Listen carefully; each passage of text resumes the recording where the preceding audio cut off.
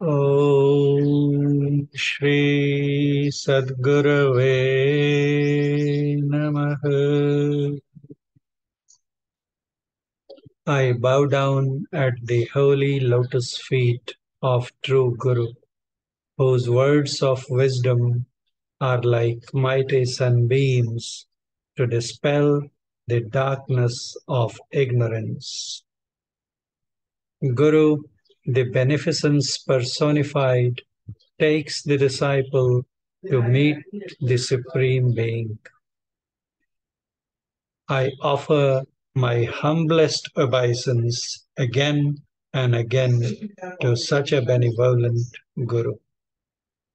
Blessed is Guru, whose glory is undescribable in words.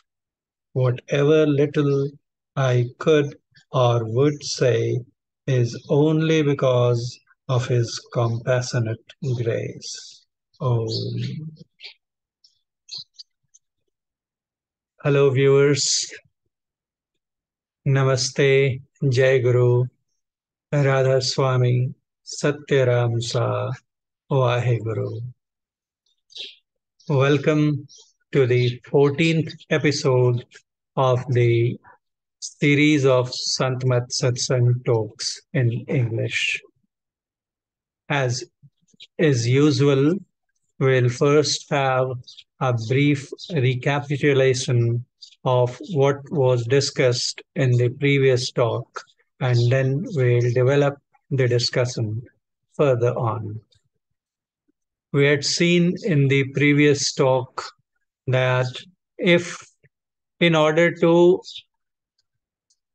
see the Supreme Being, who is the subtlest, we have to uncover ourselves, we have to unravel ourselves, we have to remove the outlying sheaths or coverings that keep us under cover. The outermost covering or layer is that of the gross body and the gross universe.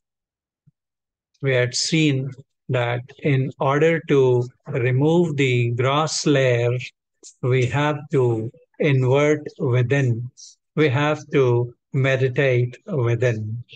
And the skill to meditate within, to recede within, to withdraw within, so that we could rise above the gross body and the gross universe, has to be learned from a true Guru. And once we learn that technique and practice it assiduously and regularly, then what happens that as a result of our practice, our concentration becomes so focused that it penetrates through the gross body and gross plane of creation to take us into the astral universe and allows us to put on our astral bodies and enables us to see, to visualize the wondrous spectacles in the inner heavenly kingdom. Sadguru Maharshi Mehi Paramhansi Maharaj would always say that there is a unique correspondence between how the universe has been created and how our bodies have been created. There are identical layers or stages in both.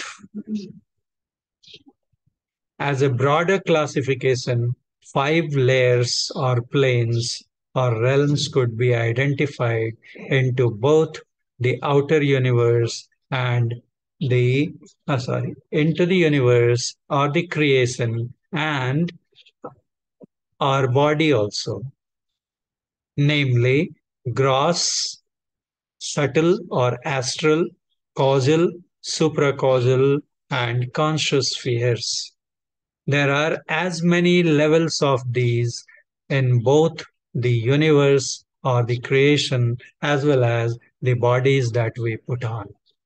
And therefore, if we transcend or rise above one body, one level of body, we also transcend the same level of universe. And if we could concentrate in such a manner that we leave our gross body behind, that is, we take our consciousness or awareness, consciousness currents beyond or within the gross body, then we also take ourselves beyond the gross universe and we move into the inner world. And we had seen that as our awareness moves into another or higher or deeper realm, the awareness of the lower or outer body or universe is completely gone. And as a natural example of this, we had considered our daily transitions into three states, namely of waking, dream, and sound sleep. Every day we keep on transiting between these three states of existence, and accordingly, our knowledge also goes on changing. This we had seen in the previous talk. Now, the question is that which one of them is real? Because we have seen that the one who is awake, if he sees some other person dreaming, screaming in his dream, or shouting in happiness, then he laughs at him. Let's see, this man is screaming or shouting, and he is treating what is unreal as real and experiencing the happiness or sorrows accordingly. And all that knowledge is fictitious, is unreal, and lasts only so long as he continues to be in the state of dream. And if he is jolted, if he is shaken out of his sleep, then his awareness shifts from that of the dreaming state to waking state. And as soon as this transition occurs, all his knowledge of dream state immediately vanishes, evaporates. And he himself also agrees that he was dreaming, and whatever he or she saw in that dream was not real.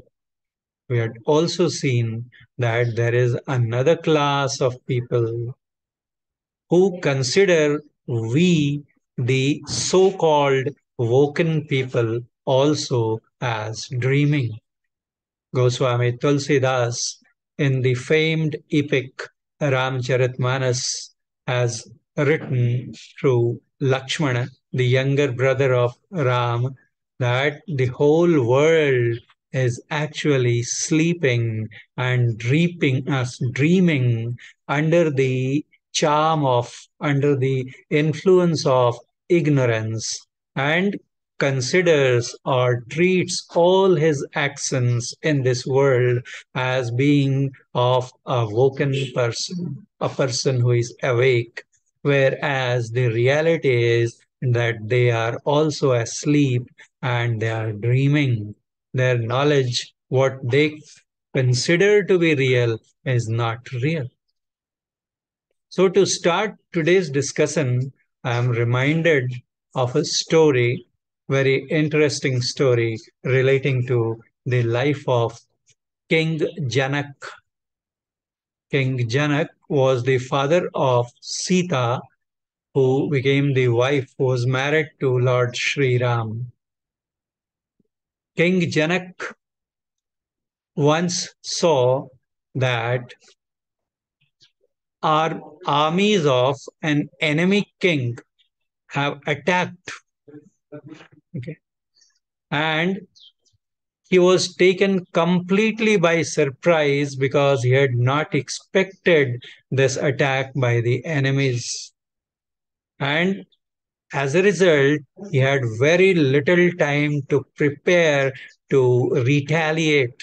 Whatever little time he had, He gathered his army, gave them command, and they tried to thwart the attack of the enemy king and his forces. His forces fought with all the valor, but since they were unprepared and the army had come in very strong numbers, a very grueling and sanguinary battle followed. But in the end, Janak's army was defeated. King Janak was produced in fetters before the victorious enemy king, who pronounced that Janak be stripped of not only all his ornaments but also of all his dresses. Only a loin cloth was left, and he was ordered immediately to move out of the frontiers of his own kingdom as soon as possible. And the enemy king, who had now taken over the reins of Janak's kingdom, proclaimed to all the citizens of Mithila, that was the kingdom of Janak, that no one must dare help Janak in any way. No sympathies, no help should be given to Janak. Helpless and hapless Janak had no option than to leave the kingdom. His kingdom was no small. It took several days to cross the boundaries. In the process, he had not even shoes in his feet, no water, no food.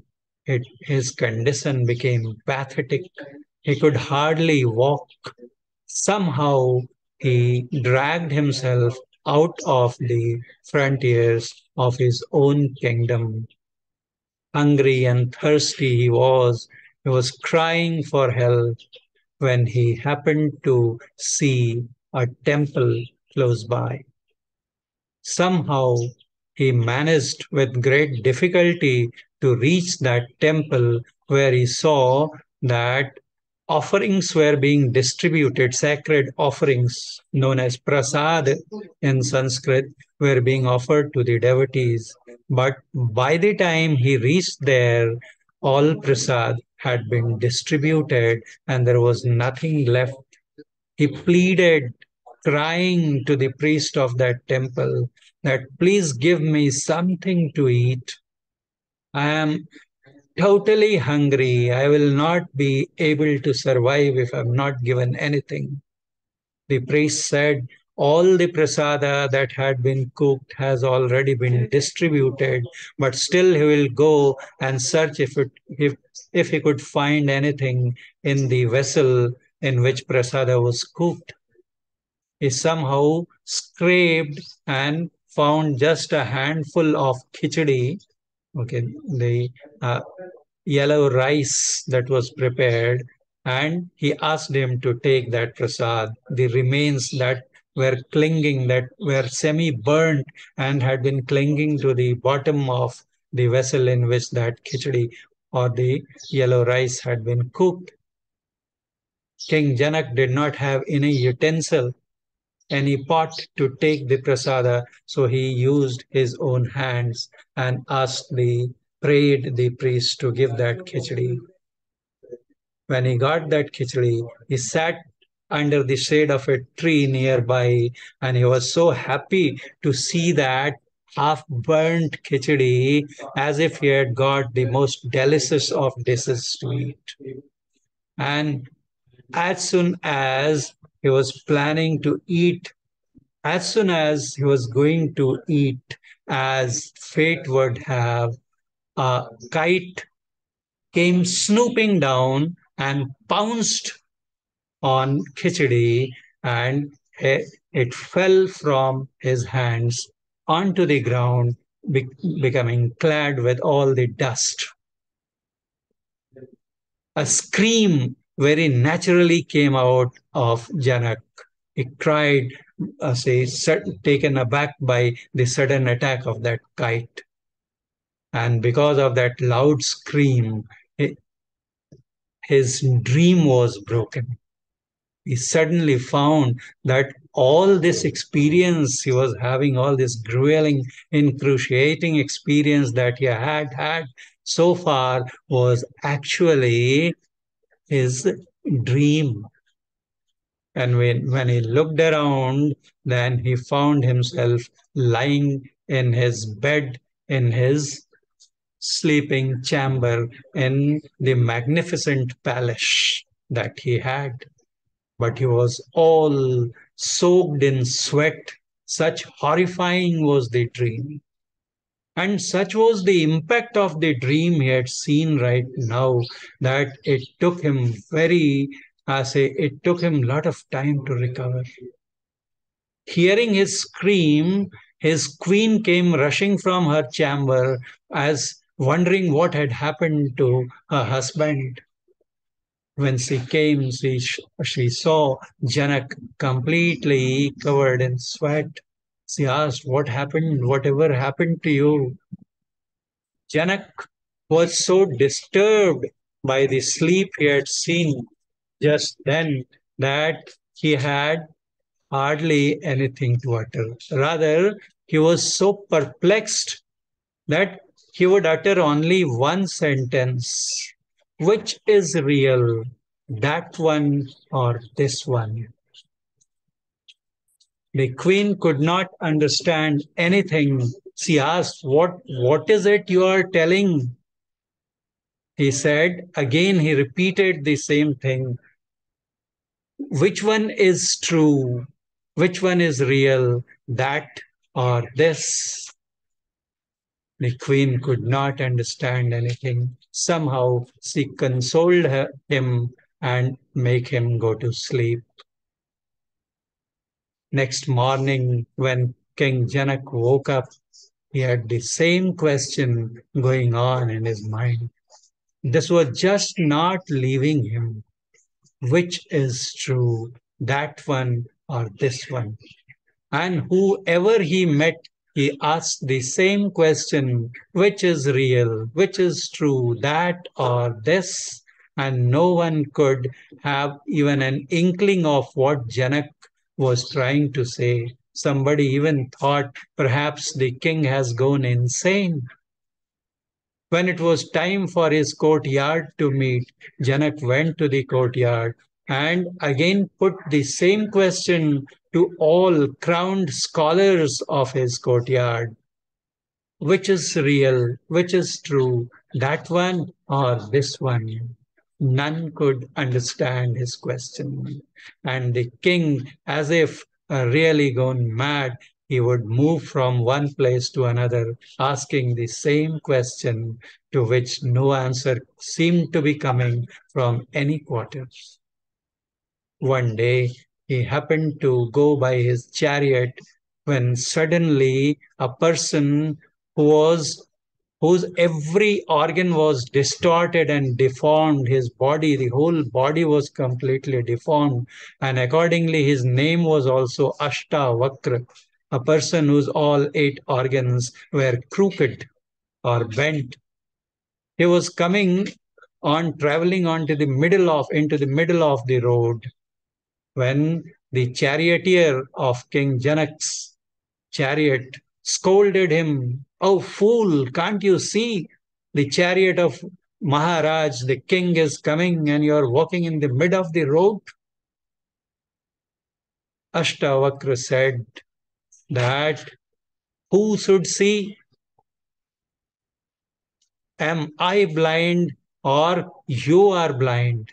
Can't you see that I have such a deformed and crooked body which is not balanced? I find it difficult even to walk. So it is you who must see and take care to avert an accident, to save me. And even more stupid or fool than you is your king, who is sitting in his seat and not saying anything, is keeping mum instead of scolding you." King Janak was dumbfounded. that such an ordinary looking person has got the guts of saying this, and to an extent he's right also. And the glaze that this person had on his face was, as I gave Janak to think that he seems to be some extraordinary person. He descended from his chariot, walked to him, and requested him to take seat into his chair and chariot, and asked him that, could you answer my query? Ashtavakra said, first let me go to your palace and then I will try to answer. He came along with Janak to the courtyard where all the scholars, renowned scholars of King Janak's court, were sitting. And when they saw such a strange person with all, say, deformed organs, they could not control their laughter. They burst into laughter. And when they started laughing, Ashtavakra laughed even louder at them. All were taken aghast. How come this crooked man, he has the temerity to laugh at us? They put the question bluntly into his face. How could you dare laugh at us? Ashtavakra said, I had heard that King Janak's court is full of learned people, but here when I came, I saw that it is full of cobblers, those who make shoes of leather. They were even more insulted. What is it you are telling? Are you completely insane? Ashtavakra said, no. What I am telling is hard fact. Who is a cobbler? Who sees how is the leather, how is the skin, how are the bones. A truly wise person would look into the soul that inhabits this body, that indwells this body, and that is the base of this body, without whom this whole body is lifeless. The body could be crooked, but is the soul also crooked? It is the same one and the same soul that is within you and within me. At what and whom you are laughing? All were ashamed at such a learned statement, and Janak now was becoming sure that maybe this person will answer my query. My question that had been making me restless had been making me restless till past several days. He made him sit with all the respect and then put his question. Mahatman, O sage, which is true, which is real, that or this? Ashtavakra was an accomplished sage, a son. Immediately he could see through everything that had gone into the making of the question. And he said, O king, neither that nor this is true. Raja Janak was even more puzzled. He said, how could that be? One of the two has to be true, both cannot be false. How do you say neither that nor this is true?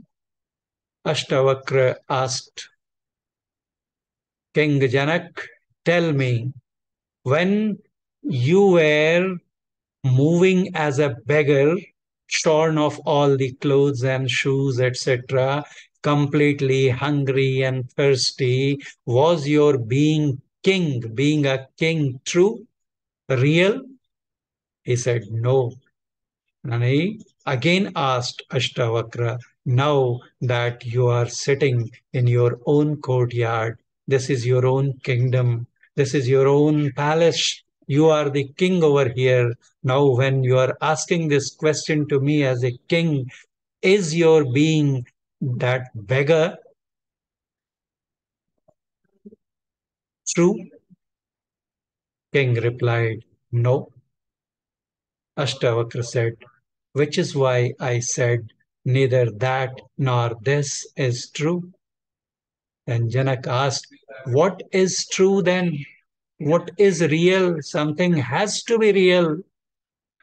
In the face of so many countless unreal, there has to be one reality. Which is true? Ashtavakra said, you are true. You and you alone are true. Janak said, I did not get you. He said, who was beggar in dream? You were the beggar, weren't you? He said, yes. And he said, now who is playing the king? Isn't you? In both the cases, it were you who was a beggar or who is a king. So that's why he said that you, the soul is true, and all other bodies that we put on are unreal. They are illusions. None of them is true. Somebody asked a person who was looking into the mirror, do you know who is real? What is true? The person who was looking into mirror said, no, you tell me. He said, what you are seeing is unreal, and the one who is seeing is real. What he meant was, what you are seeing in the mirror, into the mirror, is your image, which is fictitious, illusory, unreal. And the one who is seeing that image, he is real. Now, the bigger question that stares us in the face, that as a matter of fact, who sees?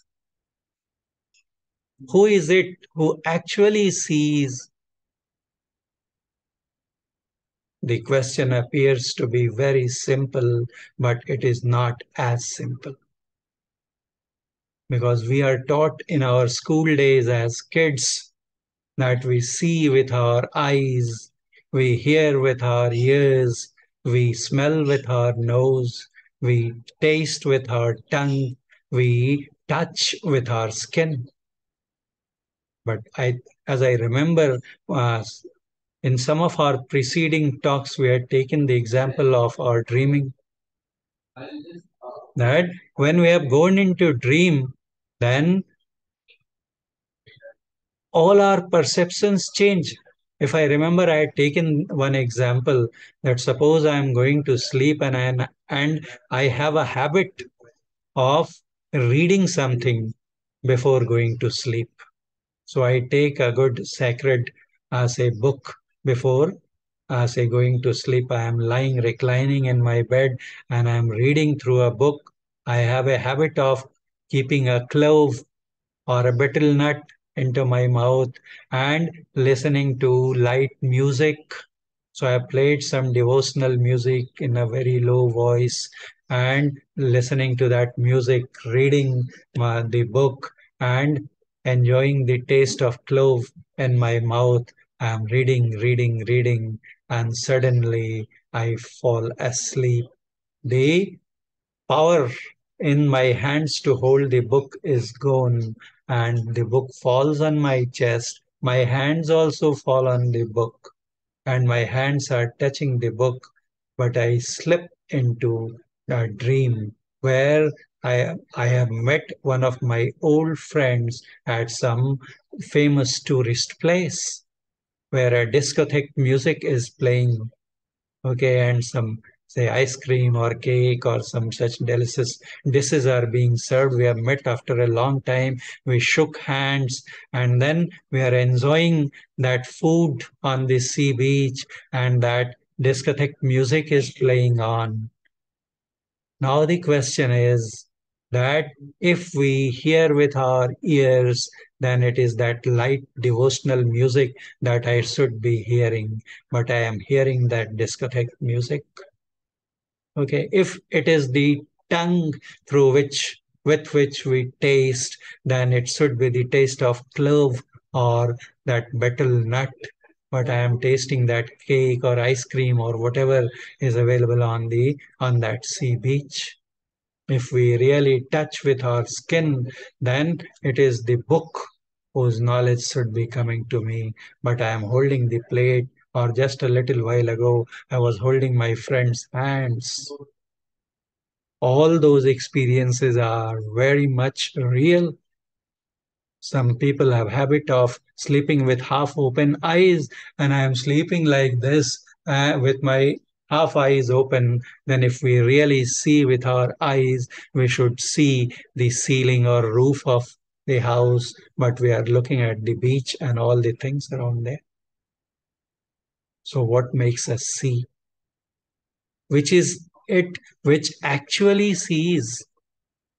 Vedantic knowledge tells us that these eyes, ears, nose, tongue, skin, they are just media. Okay. In Sanskrit, they call it golak. Okay. They are the media or the tools through which our actual organs, senses manifest themselves. These are the places of manifestation. Even if you start analyzing how do we see, say, it really is baffling when we are seeing some object, even if when we are awake, then what science tells us that the light rays falling on that object enter into our eyes, they fall on the retina where they form an inverted image of that object. Suppose we are looking at a tree, so an inverted image of that tree upside down is formed on the retina, and from there that those signals are carried by optical nerves to the brain, and it is the brain which processes and just creates an impression that first it inverts that inverted image so that we get an idea of a real tree which is standing erect. But the question is, who is seeing that tree? If the eyes are seeing, then the image that is being formed on the retina, which is the screen, there it is inverted, and that has got no power to see.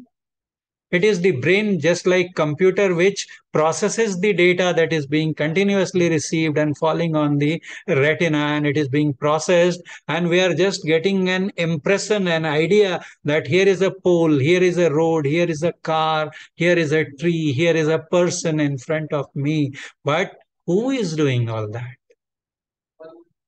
If you start really thinking in depth, then one say for some time it appears that one would go insane.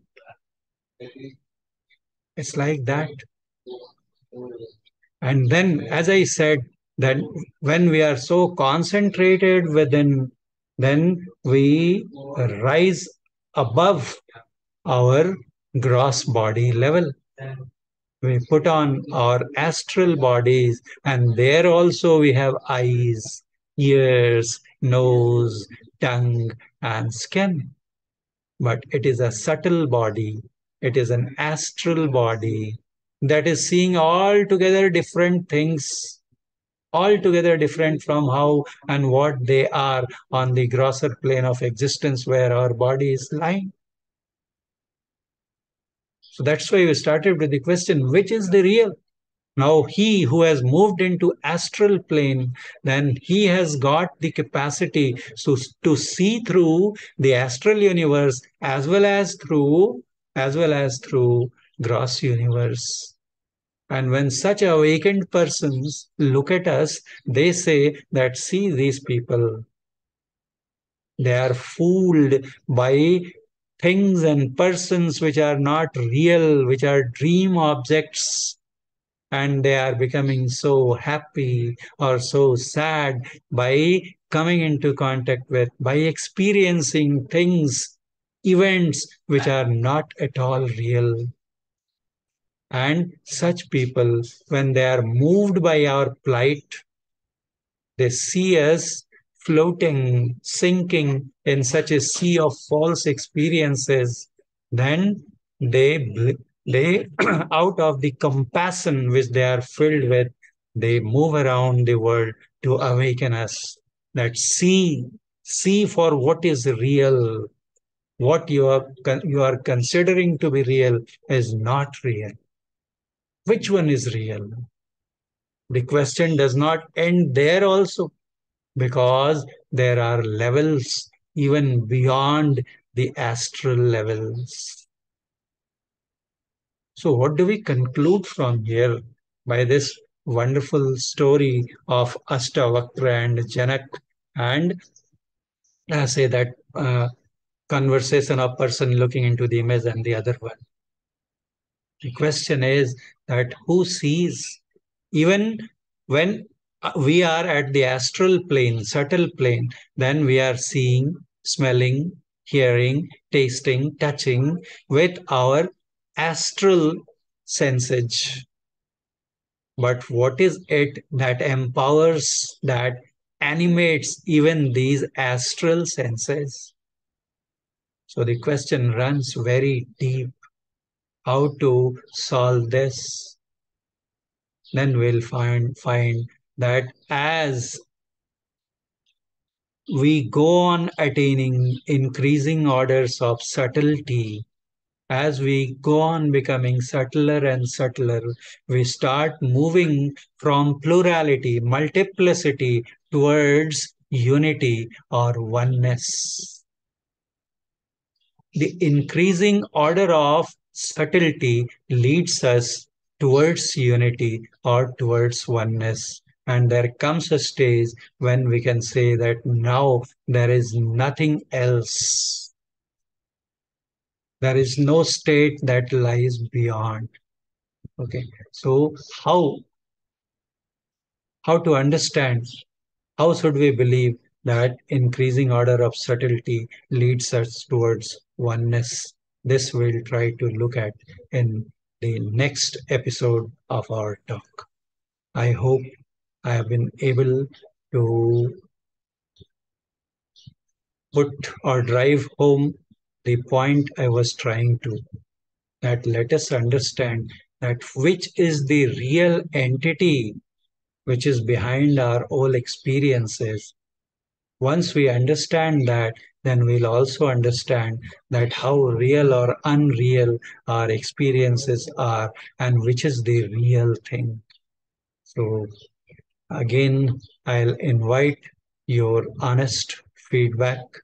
How did you like the talk or the points that were made here in this talk? Please feel free and frank and honest, and I'll be very happy if you point out at some of the shortcomings or lacunae, because that would help us in making these talks more productive, more useful, more fruitful. And if you like this series of talks, then I'll request you also to subscribe this channel, because and you will get notifications in right time as and when new talks, new episodes are posted over YouTube. Thank you very much for your patient listening. Jai Guru, Radha Swami Ji, Satya Ram Sa, Vaheguru, Namaste.